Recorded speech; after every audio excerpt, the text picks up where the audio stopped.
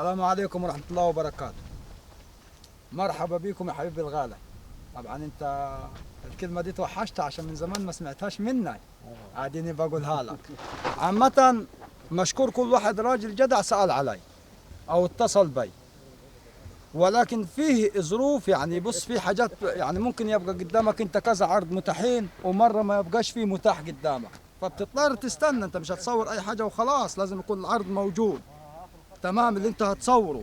فانا مش هينفع اصور لك في اي مكان وخلاص. لما بتبقى العرض متاح قدامي او حد مكلمنا ان انا اصور عروضه، على طول بشتغل، ما فيش واقف.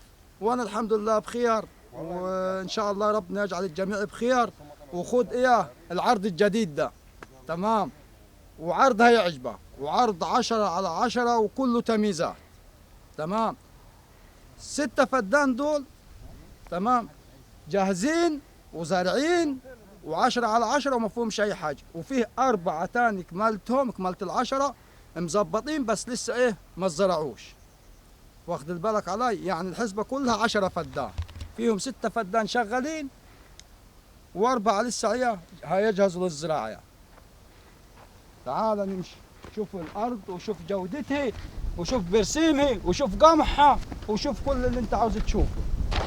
اهو هذا البرسيم بتاعها اهو. ده البرسيم الحجازي، هذه جودة الأرض. هاي شايف جودة الأرض في البرسيم الحجازي، لسه محشوش ديت، يعني ما شربش إلا مي واحد. طيب الطينة، عاد الطينة هاي أرض طين، واخد بالك؟ أرض طين، طين، واخد بالك معاي أنت؟ فأنا على رأي المثل بيقول لك يغيب بس أجيب لك إيه؟ أجيب لك الحاجة اللي على كيفك، الحاجة اللي تعجبك كده. يلا بينا شوفوا القمح. وزي ما قلت لك دول 10 فدان، فيهم 6 شغالين اهو للزراعة. شجرة زيتون ده، شوف تبارك الله. طبعا شايفين البرسيم الحجازي، البرسيم ده اتحشى حشه واحده، ده تاني وش. أيوة. تمام، صاحب الارض بيقول الارض ديت تاني وش، ماشي. الوش الاولاني لسه في الناحيه التانيه اهوت، لسه ما اتحشش، لسه بالعفش بتاعه، ده اول وش. تمام، ارض القمح فوق. الارض دي كلها متقسمه مواسير ومحابس، كل تربيع على المحبس بتاعها زي كده، صح كده يا عم عصام؟ ايوه، كل تربيعه لها المحبس. اهو تفتح كده انت ولابس الجلابيه، انت ولابس الجلابيه، تعمل كده، تشغل الميه تسقي التربيعي، تعمل كده، قفلت الميه بعد ما شربت التربيعي. وانا قاعد شيخ عرب. هذه الارض اهيت كده، الطاقه اللي هناك داي عليها بير بالطاقه الشمسيه. تعال يا استاذ احمد. ايوه، هاي الطاقه بتاعت ظهرت من هنا، انا جايبها من هنا. شايف حته ارض تعجبك قول لي ليه. هذه القريه القريه جنبينا، اللي هو صبيحه دي اللي هو صبيح. الفرافره الفرافره الناحيه الثانيه اهي، هناك قريه ابو نص الناحيه الثانيه. ابو نص الناحيه دي، ماشي. يعني بجايه بين المناطق السكنيه بالكامل، وقريبه على الفرافره حوالي بالظبط حوالي 5 كيلو. 5 كيلو الفرافره. ادي المدارس بتاعت الفرافره، مجمع المدارس في الفرافره اهوت، والفرافره كلها اهي. تمام، واللي هو صبيح، ادي اللي هو صبيح علي القريه الجديده والقديمه قدامنا الناحيه دي هناك. تمام، وادي الارض اللي احنا فيها، جايه بين 3 قرى، بين 3 قرى وجنب الفرافره على طول. ايوه جنب المركز. الارض البير على 70 فدان بالظبط. نظام التقنين يا عم عصام، دي ارض صندوق. تمام، يعني ايه صندوق؟ بس عشان الناس تبقى فاهم يعني ايه صندوق. ارض صندوق يعني بيدفع لها في السنه ايجار 350 جنيه، زي حكايه الصعيد، زي نظام المال في الصعيد كده. ايوه زي نظام المال، زي نظام المال في الصعيد كده، بيدفع لها 350 لغرض التمليك. ايوه، لها بطاقه، معاها حيازه وبطاقه زراعيه، معاها كارت ذكي، بتصرف كيماوي مدعم من الجمعيه. بالظبط. طبعا دي مميزات كلها الناس بتدور عليها. ايوه. البير بتاعها عليه طاقه شمسيه، البير على 70 فدان بس. تمام. ايوه. عمق البير 300 متر بالظبط. تمام. ونظام توزيع الري بتاعها نظام ري حديث غمر كله توزيع خطوط مواسير. ده القمح بتاعها، قمح السنه دي. احنا النهارده عجباني ان شاء الله دي 28 او النهارده 28 12. زيتوناي. شايفين القمح اهوت، بسم الله ما شاء الله. زيتون. استاذ محمد زرع زيتون، ربنا يبارك له، وزرع شجر. طبعا الارض ديت ثالث سنه تزرع. تمام. ايوه. البرسيم اللي احنا شفناه تحت ده تاني وش، يعني لسه مزروع السنه دي في شهر 9 او شهر 10 تقريبا، شهر 10، لان هو ده كده تاني وش شهر 10. محترمه في الصيف ديت سنه بالظبط. الكافور بيكبر بسرعه، سنه بالظبط هتلاقيها. بص يا حبيبي، بسم الله الرحمن الرحيم. ادي الارض. ايوه يا عم عصام. بص حبيبي يا الغالي، حبيبي بص يا الغالي. انا هقول لك في الاخر السعر كام. اصبر يا عم عصام. ايوه قول.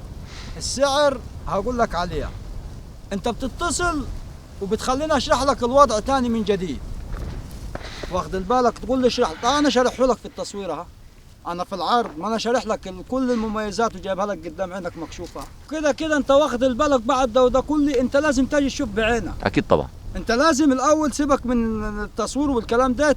انت بعد ما تشوف ان عجبتك تعال شوفها بالطبيعه، شوف بعينك كده، شوف بعينك الطبيعه بس. فانا في الاول وفي الاخر انا بشكرك اللي انت كملت.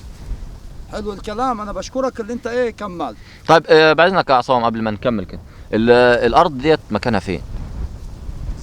ازاي؟ مكان الارض. الوادي الجديد. ايوه. الفرافره. تمام. بين 3 قرى والمركز، يعني جايه بين قرى كده والمركز، حته ارضايه وصفتها 10 على 10 10 على 10. تبع القريه اللي هو صبيح في أيوة. منطقه زراعه واحد. ايوه. تمام. بينها وبين الفرافره حوالي 5 كيلو تقريبا. من 4 ل 5 كيلو. وبينها وبين القريه حوالي 3 كيلو بالظبط كده. بين قريه اللي هو صبيح. هم جنبينا تمام. بس علشان الناس اللي بتسال على العنوان وبتسال على التفاصيل، برضه التفصيل العنوان بالتفصيل بالظبط. بالظبط. عشان ليه؟ عشان في وادي النطرون بيقول لك. لا احنا مش تبع وادي النطرون، احنا تبع الوادي الجديد. تمام. طبعا اكيد تعرف الوادي الجديد دي فين برضه، مش هنقول لك الوادي الجديد فين. الحمد لله على السلامه يا عم عصام. وبعد اذنك كان استاذنك بس في السعر. ماشي. لازم معلش بس عشان خاطر حبايبنا اللي بيسالوا على السعر، بدل ما يتعبوا نفسيهم يعني. طيب ادي التفاصيل كامله عشان اللي ينفع مع العرض يتصل، وما ينفعش مع العرض ما حسب ظروفه. تمام. طيب انا هقول لك على السعر، بس يا ريت بعد السعر يعني لو انت شفتني من نوع التشجيع مش اكتر ولا اقل، يعني مش فرضا عليك ولا لست امرا كمان عليك، لا ده هو ذوقا منا. اشتراك، اعجاب للقناه، كومنت جميل، ده ذوقا منك مش فرضا عليك. ليه؟ اول ما تعمل دول انت بتوصل لغيرك يستفيد. كل الفكره ان احنا بنوصل للناس عشان تستفيد، واحنا برضه هنستفيد يعني. طيب. كلنا بنكمل بعضنا. صح كده. طب بعد اذنك كده لحظه بس، عشان في حاجه كنت نسيتها قبل ما ننهي. عايزك تراجع التفاصيل سريع. الارض ديت كام فدان؟ الارض ديت 6 فدان شغالين، زارعين كاملين، زارعين زي ما انت شايف كده، قمح زي كده. الارض كلها زرع بسم الله ما شاء الله، فيها شويه قمح محترمين. تمام. وبرسيم حجاز، وكلها شغاله على محابس، وكلها شغاله تقسيم محابس. وفي 4 اكملت يعني 10 الاجمالي، بس في 4 لسه متظبطين بس لسه ما زرعوش، جاهزين ليزر بس لسه ما زرعوش. لسه ما زرعوش. ممكن على ما تيجي تشتري تلاقيهم زرعوا، وممكن تيجي تستلمهم زي ما هم كده لو استعجلت شويه. تمام زي الفل. واخد بالك؟ الارض دي ارض صندوق، بتدفع مال 350 في السنه، معاها بطاقه حيازي زراعي بتصرف بها كيماوي يعني، وحاجه بسم الله تبارك الله. تمام. هقول لك السعر وانت تقرر بعد كده، بس والله حاجه لقطه يعني على جنب القرى وقريب للسكن، ويبقى السعر بالطريقه دي حاجه تبارك الله يعني. بص يا غالي، ولا بص يا حبيبي يا الغالي، سعر الفدان كام يا عم عصام؟ سعر الفدان، ما انا هقول للكل. ما هو اصل هو في ناس بترجع تسال تقول لك ده سعر الفدان ولا سعر الارض كلها؟ لا، سعر الفدان كام يا عم عصام؟ سعر الفدان الواحد 100,000 وقابل للتفاوض. تمام. سعر الفدان الواحد 100,000 وقابل للتفاوض. تمام يا عم عصام. واخد بالك يعني ايه قابل للتفاوض؟ يعني نقعد مع صاحبها، تفاوضت معاه في 5، تفاوضت معاه في 10، انت ونصيبك، انت وشطارتك. انت وشطارتك مع صاحبها. واخد بالك؟ يبقى سعر الفدان كام يا استاذي؟ 100,000. لا بلاش والله، بعد المميزات ديت لا بلاش. البير بتاعه طبعا اتفقنا ان هو على 70 فدان بس. البير تمام؟ مساحه عليه طاقة الأرض اللي شمسية. على البير كلها شغال 70 فدان. شغال بالطاقه الشمسيه. وشغال وانت شايف بالطاقة الزراعه اهوت الشمسية. ايه، لسه القمح اهوت لسه مزروع. بسم الله ما شاء الله. شايف طالع عامل ازاي الارض؟ بسم لا، الله ما شاء أرض الله، مش طينية، عايزه كلام. طينية. بص ارض طين بسم الله ما بص شاء يا الله. باشا، انا هجيب لك ايه، شفت البرسيم الحجازي في اول الفيديو؟ ارض بسم الله ما شاء الله. الطاقه الشمسيه هناك اهيت. تمام.